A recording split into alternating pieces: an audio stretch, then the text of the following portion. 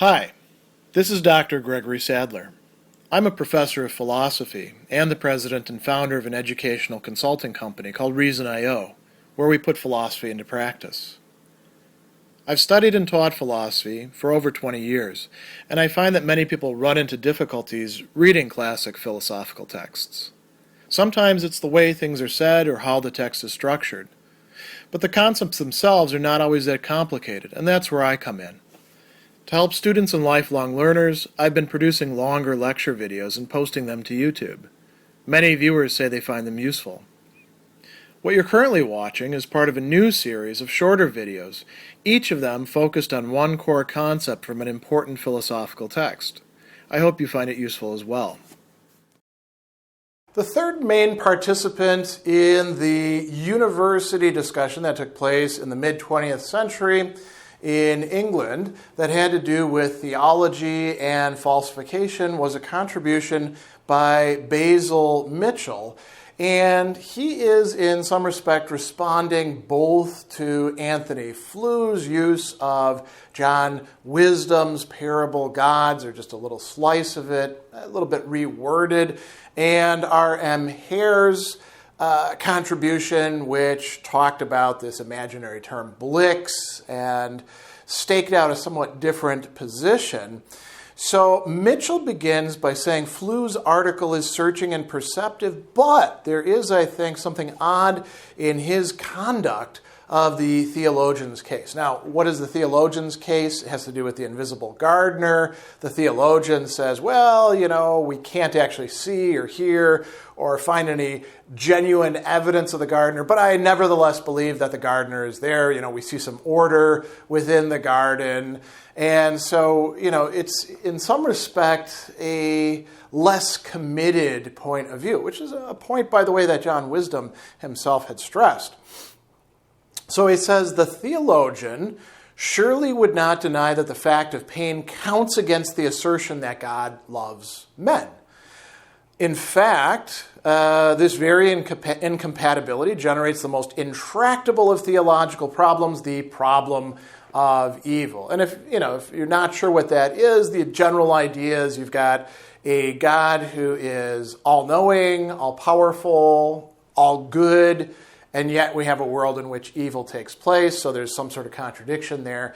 Seems to go back to ancient times. Epicurus put forth something kind of like this, as we find him in Lactantius, a Christian theologian who's going to rebut that to some degree. And so Mitchell is saying, yeah, this is a genuine problem, for a religious believer, but it's not a problem that necessarily has to lead to atheism, the rejection of any sort of theism, let alone Christian doctrine. And so he says the theologian does recognize the fact of pain as counting against, and that's going to be a really key term in this essay, counting against Christian doctrine. If God really does love us, why does he let us suffer so much? Why does he allow other people who we care about to suffer so much? Now, here's the key transformation. It is true that he will not allow it or anything to count decisively against Christian doctrine. He is committed by his faith to trust in God. His attitude is not of the detached observer, but of the believer. And now this is where we should actually pause for a moment. So this term believer is kind of an equivocal term, isn't it? It could mean believing as in, I believe that this proposition is true, but I don't have any particular stake in it. So, I can believe that somebody is wearing shoes on the other side of the world. That's very nice. It's probably true, almost guaranteed true, but who cares, right? It's not something that we have a very important practical commitment to. And with the parable that Mitchell is going to tell us, we have somebody who has a very important practical commitment. And there's also this other term that came in there, decisively. So something can count against a belief, a commitment, without counting against it decisively. And the question then is, well, what would actually count against it decisively? So Mitchell says, I'm going to give you a different parable. A parable is a kind of analogy. This story illuminates this other thing over here. So he says, in time of war in an occupied country, a member of the resistance meets one night a stranger who deeply impresses him. They spend that night together in conversation. Here's the key. The stranger tells the partisan he is on his side. He's on the side of the resistance. In fact, not only is he on the side of the resistance, he is in command of it. So he's at the top, and he urges the partisan to have faith in him no matter what happens. The partisan is utterly convinced at that meeting of the stranger's sincerity and constancy and undertakes to trust him. So that's the initial condition. Now it continues. Stranger and the partisan never meet again in that sort of intimacy. Sometimes the stranger is seen helping members of the resistance, and the partisan is grateful and says to his friends, he's on our side. But what's going on is ambiguous behavior. Sometimes he's seen in the uniform of the police handing over patriots to the occupying power. On those occasions, his friends murmur against him, but the partisan still says, he is on our side. He believes that in spite of appearances, the stranger did not deceive him. Sometimes he asks the stranger for help and he receives it. He is then thankful. Sometimes he asks and does not receive it. Then he says, well, the stranger knows best. So this is obviously like a Christian who believes in a God who is in charge of the whole universe, can be prayed to, sometimes answers prayers, sometimes doesn't. So he says his friends in exasperation sometimes say, what would he have to do for you to admit that you were wrong and he's not on our side? This is asking for what are the falsification conditions of the belief that you have in the commitment of this stranger to our side. And the partisan refuses to answer. Why? He will not consent to put the stranger to the test. And sometimes his friends complain, well, if that's what you mean by being on our side, the sooner he goes over to the other side, the better. So what can we take from this? Mitchell says the partisan of the parable does not allow anything to count decisively against the proposition the stranger is on our side. Why?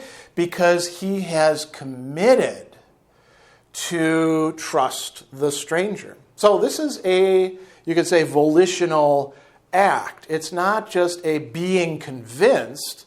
It is a choosing to maintain being convinced. And Mitchell doesn't use those terms, but we can certainly read that in there. And so he says that because he's committed to trust the stranger, he still, though, recognizes the stranger's ambiguous behavior does, in fact, count against what he believes about the stranger. And this is the trial of his faith. Having faith doesn't mean that like everything is now totally clear and you just go along whistling, cheerful. No, if you actually have faith in, this stranger in this case, or in God, the way that the Christian thinks about it, that's a difficult life to live in the circumstances that we see. So he says, when the partisan asks for help and doesn't get it, what does he do? He's got two options. One of these is he could conclude that the stranger is not on his side, but he's not going to do that. Or he can maintain that he's on our side, but he has reasons for withholding help. And there's a limit to this. Mitchell asks, how long can he uphold the second proposition without it becoming just silly? He says, I don't think you can say in advance. It's going to depend on the nature of the impression created by the stranger in the first place, and it will depend on the manner in which he takes the stranger's behavior. If he blandly dismisses it as of no consequence, as having no bearing on his belief, then people will assume that he's thoughtless or insane. And it won't do for him to say, when used of the stranger in this phrase is on our side means ambiguous behavior of this sort, then it would be like a religious person who says blandly of a terrible disaster, it's God's will. He will only be regarded as sane and reasonable in his belief if he experiences in himself as Mitchell says, the full force of the conflict. We go again back to it is a trial of faith. It's not that faith resolves everything. Faith gives you a deeper problem to deal with. And yet, the person who has faith can say, yeah, I'm inclined to think that the stranger still is on our side. So here, concluding his piece, short paper, Mitchell is going to say, what I'm doing is not really the same thing as Hare did. Hare talked about these blicks, a word that he makes up for what, it underlies explanation and propositions. He invokes Hume about that. And he says that the partisan admits things may and do count against his belief, but Hare's lunatic who has a blick about dons doesn't admit anything counts against his blick. Nothing can count against blicks because blicks determine what can count in the first place. And he says, also the partisan is a reason for having in the first instance committed himself, the character of the stranger, whereas the lunatic doesn't have any reason for why he thinks that Oxford dons are trying to kill him. You can't have reasons for blicks. So, what about his relation with Flew then? He says, well, I actually agree with Flew about one key thing. Theological statements must be assertions. The partisan is making an assertion when he says the stranger is on our side. Going further, do I want to say the partisan's belief about the stranger is in any sense an explanation? I think I do. So what we've got is an agreement with Hare that theological statements are not just assertions, which can be true or false and could be falsifiable or verifiable, but also that put together they do provide explanations, a higher level matter, which also could be examined. This is a good explanation, this is a bad explanation. So he goes on and he says, what really matters here, though, is interpretation that people are putting on the same facts. So God loves men is similar to the stranger is on our side and many other significant statements in not being conclusively falsifiable. Now, does that mean that the religious believer is totally off the hook? No. Because, as Mitchell says, these sort of statements, like God loves human beings, can be understood in three different ways, or treated in three different ways. So the first way, as provisional hypotheses to be discarded if experience tells against them. If they're not verifiable, if they're falsifiable, then we throw them away, right? And the second, as significant articles of faith, and he doesn't explain what that actually means, but we could read a lot of things in. And then the third, as vacuous formula expressing perhaps a desire for reassurance to which experience makes no difference. So we've got kind of a spectrum, right? Statements that are either true or false, and if so, if they're false, we reject them. Statements that can't be true or false because we just assume that they're true all the time. They're vacuous. This is the Flew's death by 1,000 qualifications. And then right there smack in the middle, statements that express faith in some way. They could be called articles of faith. We could call them faith commitments, whatever we want. So he says a Christian, once they've actually committed themselves, is precluded by faith from taking up the first attitude. You're not going to tempt the Lord your God. That's a sort of bit of scripture right there. They're not going to put it to the test in that way. The third is a problem. If Christian doctrine is really just vacuous statements that can mean whatever we want them to so that they can't be falsified, then Flew is right. And there is a danger of Christians falling into that. And let's just think of an example that we could bring up. So, Mitchell already talked about a religious man who sees a terrible disaster and then says, it's God's will. God moves in mysterious ways. Who are we to question this sort of thing? And you say, well, what the hell kind of God is that? And they're like, well, you got to understand, God's love is super love. It's not like human love or a father's love for their children or mother's love for that matter.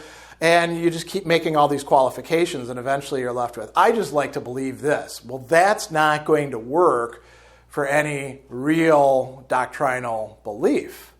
So where does Mitchell end? He says he doesn't have to fall into that. And if he does, it's a failure in faith as well as logic to take the third path.